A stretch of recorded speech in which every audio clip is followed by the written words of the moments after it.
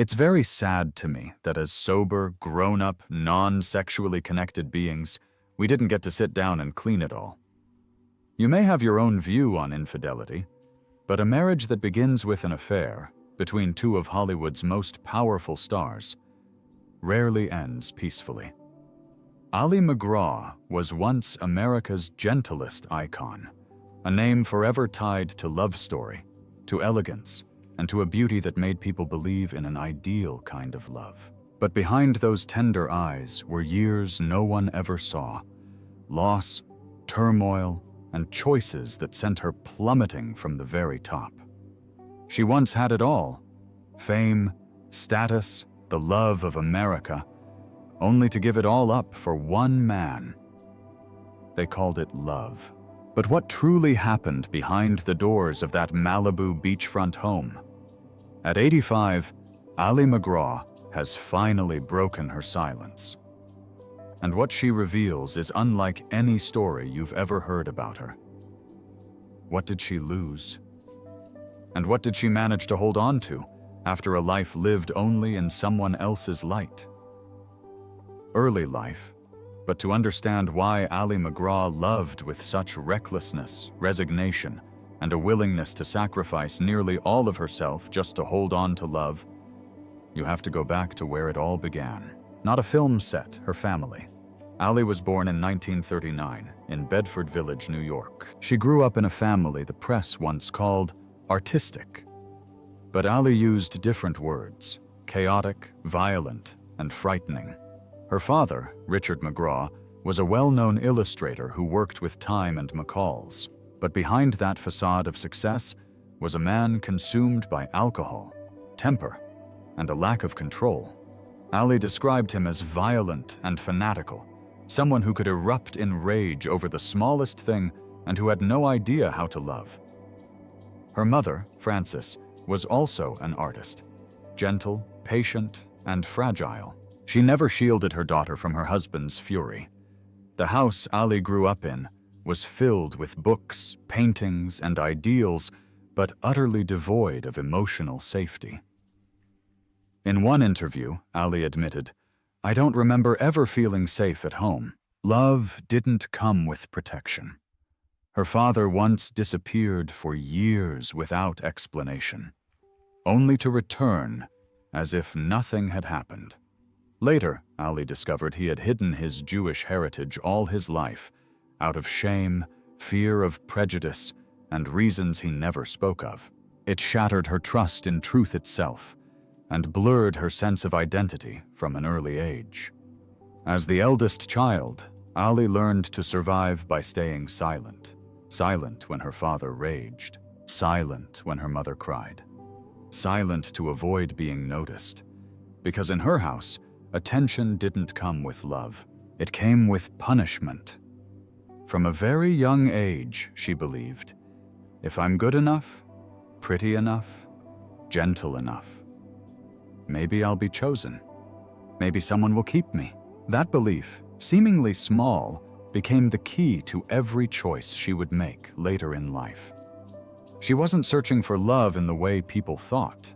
She was searching for validation, for presence, for someone who wouldn't leave, for someone who would choose her at any cost. That childhood, unstable, silent, and devoid of attachment, left more than scars. It programmed Ali to love in a way that was inherently wounding, dependent, yielding, and always willing to give herself up to be kept. It taught her a toxic lesson she would only unlearn much later. That love means enduring. It means holding on to someone at all costs, even when they're suffocating you. Early career, Ali didn't enter Hollywood through the gates of fame. She took the long way around and accidentally stepped into the very center of the spotlight. After graduating from Wellesley College, Ali had no dream of becoming an actress. She worked behind the scenes at fashion magazines, cutting out model photos, adjusting accessories, pushing clothing racks, a figure outside the frame. But then it was that very gaze, steady, intelligent, unadorned, that made photographers begin asking her to step in front of the camera. And then came the name that changed everything. Diana Vreeland, the powerful editor-in-chief of Vogue. When Vreeland saw Ali in a behind-the-scenes shot, she said just one sentence. "She's not a model. She's a presence." From an anonymous stylist, Ali was pushed onto the cover of Vogue. Then came commercials. Then the face that people began to recognize. But it was precisely her lack of ambition, her absence of calculated effort, that created an undefinable allure and caught the eye of the film world. Her first role came unexpectedly, an invitation from director Ralph Nelson to audition for A Lovely Way to Die, 1968. She had no acting technique, but she had the right silences, and the camera loved that. The role was only a supporting one, but it placed her on Hollywood's New Faces to Watch list. A year later, she was offered the lead in Goodbye Columbus, 1969. No one expected much until the film became a hit, and Ali won the Golden Globe for Most Promising Newcomer after just one film. And it was at this moment that a man appeared. A powerful, magnetic producer searching for a singular face to lead a love story about to go into production. His name was Robert Evans. The film was love story. For Ali, it wasn't just a role. It was the door to a paradise and the free fall that followed. Career success. Love Story wasn't just a film. It was the explosion that launched Ali McGraw from promising newcomer to international star overnight. In 1970, she played Jennifer Cavallari, a poor, intelligent, fiercely self-respecting college student in the romantic drama adapted from the best-selling novel of the same name. Opposite Ryan O'Neal, Ali didn't perform like a movie star. She simply existed on screen, and audiences believed every glance, every breath of her character.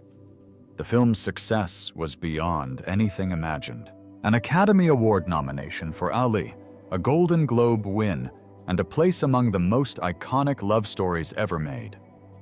The line, "Love means never having to say you're sorry," became a cultural catchphrase. And Ali's face was everywhere, on newspapers, magazine covers, and billboards from New York to Tokyo. The media followed her on and off screen. Rumors of a romance with co-star Ryan O'Neal sent the press into a frenzy. They didn't need to confirm it. Just appearing together was enough for the world to believe. This was the sole golden age of Ali's career, and also a peak that would never be repeated. Just a few years later, when everyone assumed she would become one of the defining names of the 1970s, Ali McGraw vanished. No accident, no scandal, no retirement announcement, just a star that had blazed brilliantly and then went dark. She turned down roles, withdrew from projects, and stopped appearing on screen. No one knew why. No one was given an explanation. And when the answer finally surfaced, it turned out her career hadn't crumbled because of failure, but because of something far more merciless: love, personal life, and tragedy. Ali McGraw rose to the pinnacle of cinema without ever actively chasing it. But just like her career, her love life didn't begin with a plan. It began with collisions of emotion, sudden, instinctive, and deeply vulnerable. Before the spotlight ever found her, Ali had already been through a brief marriage, one rarely mentioned. Yet it was the first piece of evidence showing how she loved, full of hope, but without a foundation. The man was Robin Hohen, a young Harvard-educated banker, embodying every quality of a perfect husband by traditional standards. Ali met him while still in college, and within a short time, they married. She likely entered that marriage less out of mature love, and more from the need to be chosen, the need to feel important to someone. But married life is not like the movies. It doesn't fill the voids left from childhood, and it certainly can't teach a woman who doesn't yet understand herself how to hold on to a lasting, grown-up love. After 18 months, they divorced quietly, leaving behind almost no trace of regret or heartbreak. Ali would later describe her first marriage as an impulsive act from an unhealed heart. Following that brief first marriage, Ali McGraw entered her second relationship, just as her career was beginning to blossom, and Hollywood was starting to remember her name. If Robin Hohen was the awkward prologue, then Robert Evans was the turning point that made Ali McGraw a star. They met just after she won her first Golden Globe.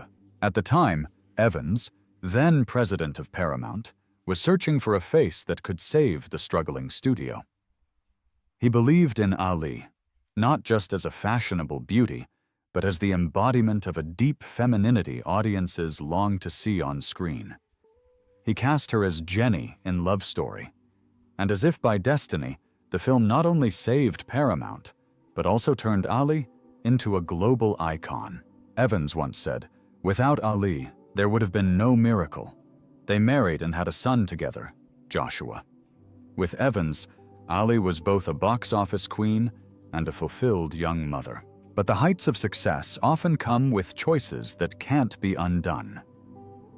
In 1972, Evans offered her a role in The Getaway, opposite Steve McQueen.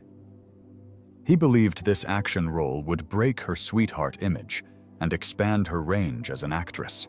At first, Ali refused. She was already famous, happy, and saw no need.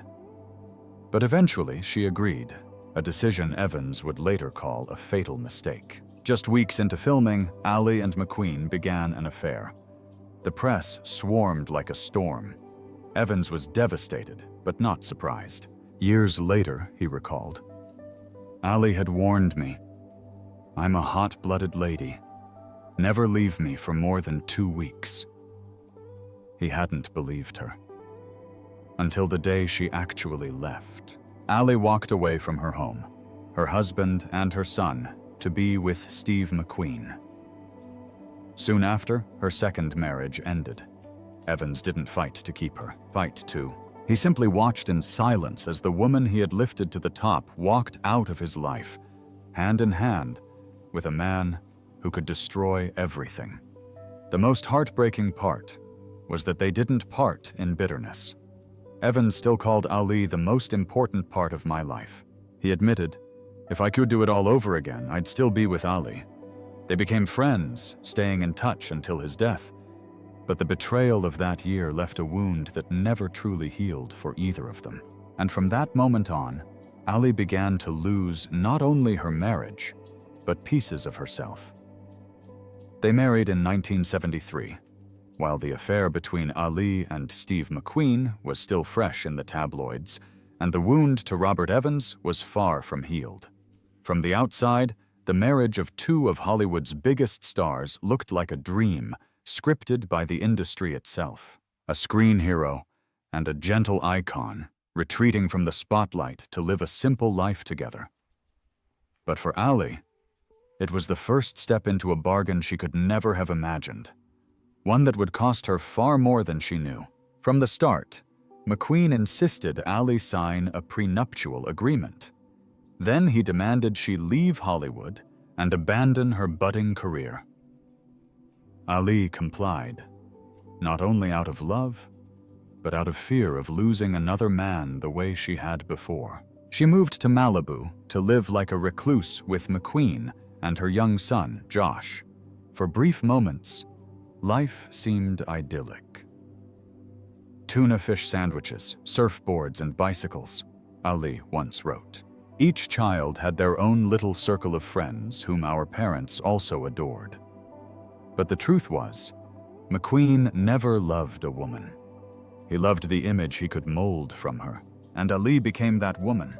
"He liked to call me his old lady," she recalled bitterly, a phrase I could go my whole life without hearing again.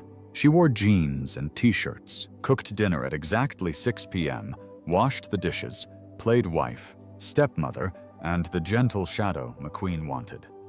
"I played the cook, the maid, the ultimate simple woman," she wrote. "For a time that worked, and we were happy. But it was only a facade. McQueen's jealousy was extreme.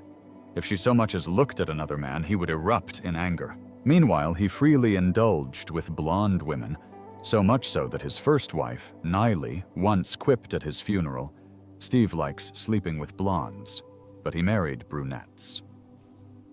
McQueen sank deeper into alcohol and marijuana. Ali quietly began struggling with alcohol herself. Arguments escalated, sometimes turning violent. Eventually, McQueen rented his own suite at the Beverly Wilshire Hotel, where rumors of new affairs reached Ali. Not long after, she too had an affair, as a way to breathe. "To escape the claustrophobic discord that was our marriage," she said. Yet, despite the hurt, Ali never denied her own faults. "In my desire to be with him, I never showed Steve who I really was," she wrote. "Part of me was acting, and I was better at it in life than on screen. And for that reason, she often felt like a ghost, living in circumstances that looked perfect, yet feeling utterly invisible." They separated in 1977 and divorced in 1978. 2 years later, McQueen died of cancer. Ali no longer felt anger, only regret. In her memoir, she recalled one rare meeting after their separation. He wore a worn baseball cap and held a beer. She wore high heels and red nail polish. Both felt entirely themselves. An immediate closeness returned. But when he suggested pulling over on the highway near Oxnard to make love in an orange grove, she simply couldn't. After the painful divorce from Steve McQueen, Ali McGraw was no longer herself. From a screen siren who once made all of Hollywood hold its breath, she plunged into a free fall of depression, disorientation, and alcoholism. Her career had collapsed, her reputation was tarnished, and the man for whom she had sacrificed everything was gone forever. "I didn't know who I was anymore," she admitted. "I had lived for years, like a ghost." In 1985, at the age of 46, Ali checked herself into the Betty Ford Center, not out of coercion, but because she had no other choice. There, she publicly introduced herself to the therapy group for the first time. "My name is Ali, and I am an alcoholic and male dependent." But more significant than the alcohol addiction was the addiction to love. She confessed to being so emotionally dependent on men that she had lost herself entirely. These were not the words of a star, but of a woman who had been through 3 marriages, a derailed career, and years of living in denial. At the center, she began writing page after page of memoir, not to publish, but to understand herself. Each line cut deeply into the truths she had long avoided. The childhood fear of abandonment, relationships built on sacrifice, and the desperate need to be loved. In 1991, she turned those private writings into moving pictures, a memoir that was raw, unvarnished, and unflinching. The book became an instant bestseller, not because she was a celebrity, but because it spoke the truth that so many women had never dared to name. 3 years later, in 1994, Ali McGraw quietly left Hollywood. No red carpets, no press, no goodbyes. She moved to Santa Fe, New Mexico, a small art town in the desert, and started over. She learned to live alone, learned to breathe without someone beside her, and learned to forgive her past, the men in her life, and most importantly, herself. Legacy and influence. She spent just over a decade in Hollywood, yet Ali McGraw created a legacy that many spend a lifetime chasing and never achieve. With only a handful of roles, most memorably as Jennifer Cavallari in Love Story, she became an icon not only of cinema, but of an entire generation of American women. Her long, straight hair, soulful gaze, and minimalist bohemian style didn't just captivate the fashion world. They helped define the aesthetic of the 1970s. Vogue called her the effortless muse, unadorned, unpretentious, yet impossible to look away from. Love Story, with its message, "Love means never having to say you're sorry," was more than just a film. It was a mirror reflecting grief, pure love, and sacrifice. and Ali, as Jennifer, became a timeless symbol of fragility and grace. The role made millions of Americans weep, and countless women saw themselves in her. A woman who loved fully, sacrificed deeply, and sometimes disappeared into someone else's life. But perhaps Ali McGraw's greatest influence came not on screen, but after the spotlight faded. In an era when psychological wounds were hidden behind glamour, she was one of the few stars willing to admit she had been addicted, broken, and so consumed by men that she lost herself. She didn't just write about it, she spoke about it, on television, on stage, and in gatherings with women walking the same recovery path she had. To the public, Ali McGraw might be a star who once burned brightly and then vanished. But to women who have fought to reclaim themselves in love, she is a voice, a role model, a woman who dared to live in truth. Current life, no longer seeking roles or fame, the Ali McGraw of 2025 lives a full life on her own terms. At 85, she has become an integral part of the Santa Fe community, not as a reclusive movie star, but as a warm, familiar neighbor. People see her at the grocery store, chatting with the florist, walking her little dog, no makeup, no defenses, no distance. Since publishing her memoir, Moving Pictures, Ali has rarely granted interviews. Yet she remains a steady presence at community events, raising funds for animal rescue shelters, supporting the preservation of indigenous culture, and helping women rebuild their lives after divorce or addiction.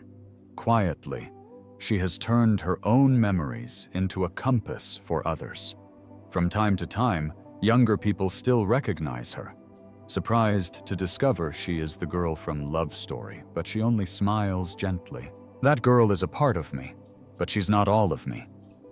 In a world that changes at dizzying speed, Ali has chosen to live slowly, live deeply, not for fame, not to be remembered, but to stay true to the most authentic part of herself. Ali McGraw once loved so deeply that she lost her career, her fame, and herself. But in the end, she was the only one brave enough to save that life. She was never an unbreakable icon. She had fallen for love, sunk into the darkness of depression and addiction. Yet in those very darkest moments, she chose to rise, not to return to the stage, but to return to herself. Steve McQueen may have been the man she loved with abandon, but he was not the keeper of her fate. Ali rewrote the later chapters of her life with quiet strength, kindness, and a choice to live truthfully. In the end, Ali McGraw's story is not a sad romance, nor a Hollywood tragedy. It is the courageous journey of a woman who knew when to let go, who learned to forgive, both others and herself, and who was strong enough to keep living, even when no one was watching. And what about you? Have you ever loved so much that you lost yourself? And if you had to start over from nothing, would you be brave enough to do what Ali did? If this story has helped you understand and appreciate the real woman behind Ali McGraw's glamour, please like this video to support our team. And don't forget to subscribe so you won't miss the next stories about Hollywood's most unforgettable legends.